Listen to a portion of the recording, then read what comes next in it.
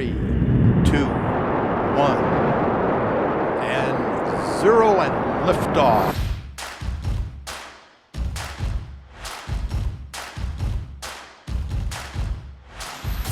Hey everyone, it's Greg Lafferty, the Rocket Guy, and you're listening to the Rocket Guy Real Estate Investment Network. Appreciate you joining us today. Come check us out at therocketguy.com, where we have blogs and other extended videos and live training sessions and other things that we've done in the past that I'm hope will be a blessing to you as you kind of explore this whole game of real estate and trying to decide if you should use this vehicle as your primary investment vehicle or just kind of tack it on to the other things like a trailer, okay, for your vehicle. Just kind of pull it along. So today we're going to talk about handling maintenance and repairs and such. I run into people all the time and they find out what I do and they're like, oh, I don't know, Greg, I would invest in real estate too, but I can't stand dealing with tenants and toilets or toilets and tenants. So you flip it around. Okay. So, we'll talk about tenants in another episode, but right now let's talk about those dang toilets. Okay. I don't know why they choose toilets. It just begins with a T, and because they're painful. Okay, plumbing is a painful process and can be in managing real estate. So let's jump right into this because let's deal with maintenance and those kind of things. You know, there's a whole movement in DIY, do it yourself. You know, and there's a whole movement around flip this house and all that kind of stuff. And of course, you know, Lowe's and Home Depot and all those other guys, they're really capitalizing on the whole DIY movement, do it yourself. Okay, and I've done a lot of stuff myself. I could tell you that. So, you know, when we invest in real estate, you know, do we have to deal with the toilet part of the toilets and tenants? Do we have to do that? And we've talked in prior episodes about active investing versus passive investing, and it's kind of your choice and how you approach this game of real estate. And of course, we talked about the book called EMyth or EMyth Revisited by Michael Gerber and how he structures this whole thing and says, well, you know, really you should think about, you know, going from the technician, which is, hey, strap on your tool belt, dive on in, to more of a manager and more of an entrepreneur by putting in processes and procedures and those kind of things and training people to help you to do other tasks that as you grow in your business acumen, as you grow in your investing skills, you should be able to pull yourself out of that technician kind of level work. But, you know, look, here's the real deal, right? The real deal is just me talking to you, us friends, right? If we're just hanging out, just talking as friends, kind of need money to do that, okay? So if you bring someone else in, do you have to pay them? Probably so. Okay, unless they're a really good friend and they're going to just do things out of charity. We're in a capitalistic society. They're going to want to be compensated somehow. So you might cook a cheeseburger for them on your patio one night or something, but somehow you're going to have to compensate them, and you need money to do that. Where does that money come from? It has to come from somewhere. It comes from cash flow.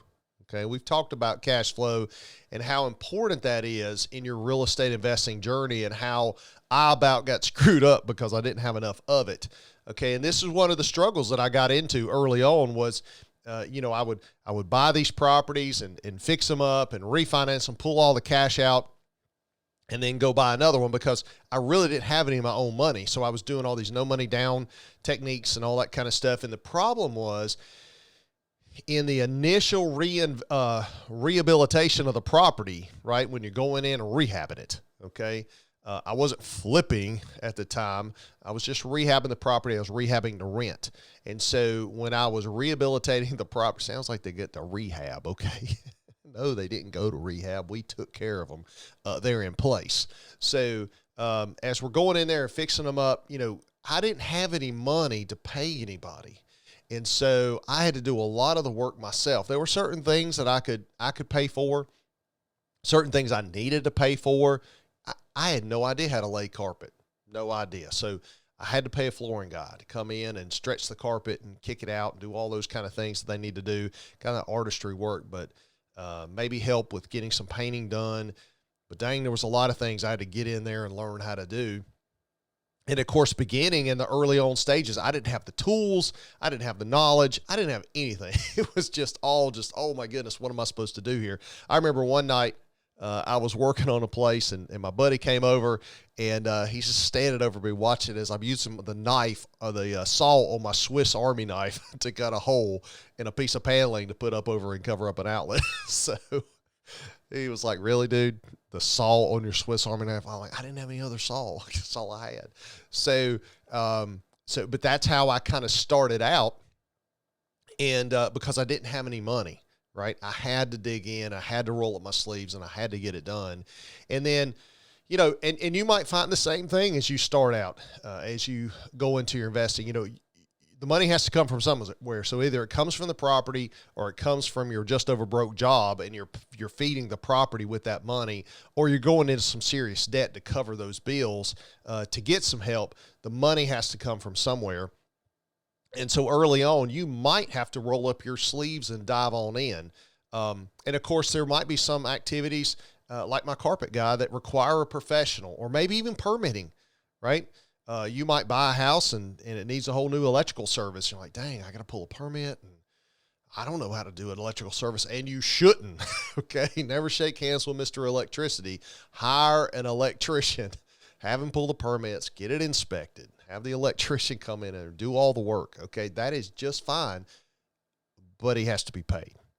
So the other thing to consider too is when you're doing all this work is, you know, your time is worth something too. So if you're afraid about paying someone $100 to do a task and you're sitting there going, well, I'm going to do the task. Well, what would you have earned in that same amount of time or longer, because this is your first time doing it? And I'll tell you that if it's your first time, it's going to take like 4 times as long as someone else who's a pro. Okay. At least 4 times. So what is your time worth? Is your time worth $10 an hour? $20 an hour, $100 an hour in your other activities? Could you invest that time and make some additional money? Right? I don't know. You know, what do you get paid at your job? What other task in your real estate investing business could be better suited to your skill set? Right? And this was kind of that revelation that I had one day. And it took me a while. I'm a little stubborn. Okay. I'm hard-headed. I just want to go tackle everything. I've always been that way. I just want to go do it. I don't want to wait on somebody else. It's just got to get done right now. And no one can do it as good as I can, right? That's the mentality I had. And so one Saturday, I was underneath the kitchen sink, and I think I told this story in a prior episode, and dealing with the dishwasher and working through all that, and I just couldn't get it right. I called my plumber. He's out playing, having a good time, playing with his drone and doing the things with his family. And I'm spending my Saturday doing plumbing work. And I was like, this is dumb. This is really stupid. I'm not a plumber. Obviously, I'm terrible at it. It's taken me half a day to install a dishwasher. Usually it should be like an hour, okay? And it's taken me a half a day. This is crazy. I have better things to do, and I can put my time to better use.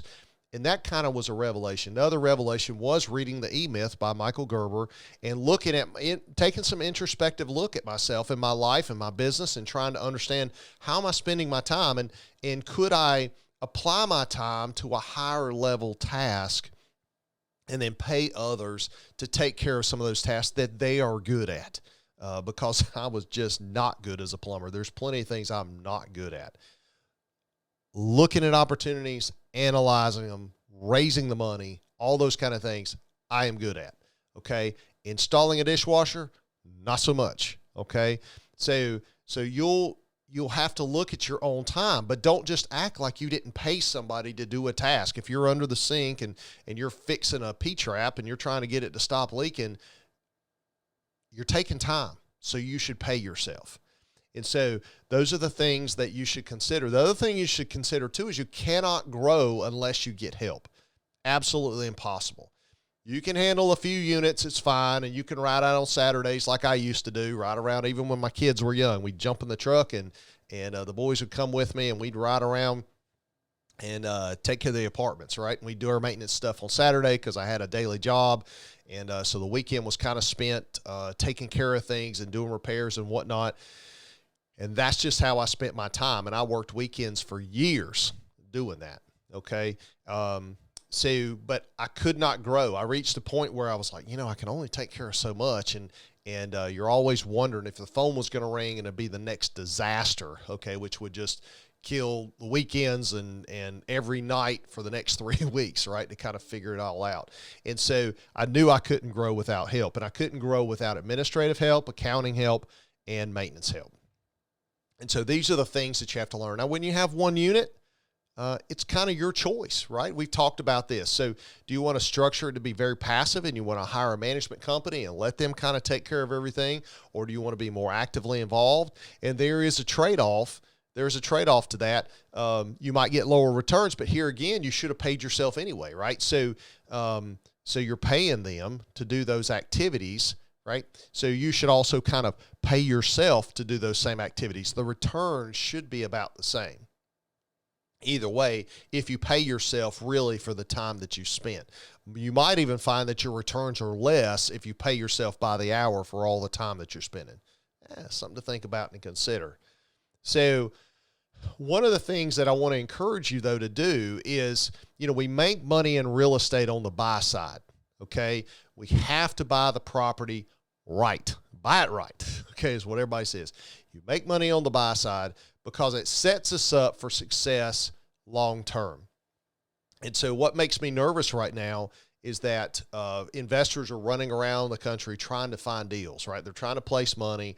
There's much more money in cash than there are opportunities. And so everybody's around chasing returns and trying to find the best return. And so I'm really concerned about, and speaking into your life, I'm really concerned about not buying it right, okay? I'm not saying don't buy right now. I'm just saying make sure you buy it right, because you have a choice when you're sitting there trying to decide if I have to do all the maintenance myself or if I get to hire it out or whatever I have to do. You have the choice, but to help ensure that you have the freedom to choose whether you're going to be actively involved, turning a wrench and putting your tool belt on and do all the management and all those kind of things. In order to ensure that you have that freedom of choice, you need to make sure that the deal supports that kind of cash flow. You must buy it for the right price. Don't squeeze all the dollars out, okay, by over leveraging it, putting too much debt on it. Leverage, okay? We don't want to over leverage it. If you pay too much for the property and then you try to use a no money down structure, okay, and leverage the fool out of it, there's going to be no cash flow to handle everything, okay? There's going to be no cash flow to pay the plumber. There's no cash flow to pay for a bookkeeper or property management company or anything else. So we have to structure the deal right. So we have to buy it correctly. We have to structure the debt and everything else correctly in the deal, okay, to make sure there's enough cash flow to support the things that need to be done. The other thing that I want to encourage you to do is to adequately budget for the initial improvements and for repairs along the way. So one thing that I see all the time, and of course we started, when I started in my construction and renovation business, we started flipping houses. And, the funny thing is when you go in and flip a house, you look at everything, it's like, oh, this isn't bad. And then you add everything up and you're like, it's $60,000 to renovate this house. And we're like, no, it can't be 60. Something's wrong. That can't be. It looks like, 10, 15, 20,000. How did it come up to 60? And my business partner, I'm telling you, it came up to $60,000. You add it all up. And sure enough, those little onesie, twosie, $3,000 kind of line items add up to 60. Okay. And so if you don't sit and itemize each of those things, and look at it and really study it and nail it, and then put some money in there as a buffer or a contingency, okay, for unexpecteds, you might really undershoot this number that's going to be required to get it rental ready, okay, or get it sale ready, whichever you're trying to do. If you're trying to flip it out or if you're trying to renovate to rent, if you don't adequately budget for that project, then you're going to screw yourself all up. And then, yes, you're going to sit there and run out of money, and then you're going to have to dig in there, roll up your sleeves, and do the old DIY thing, okay, or cut corners. I went into a property yesterday, and somebody renovated this commercial building, and I went in there, and somehow my buddy who's my broker, he's pushing on the wall. It's styrofoam. I have no idea why, and they painted it.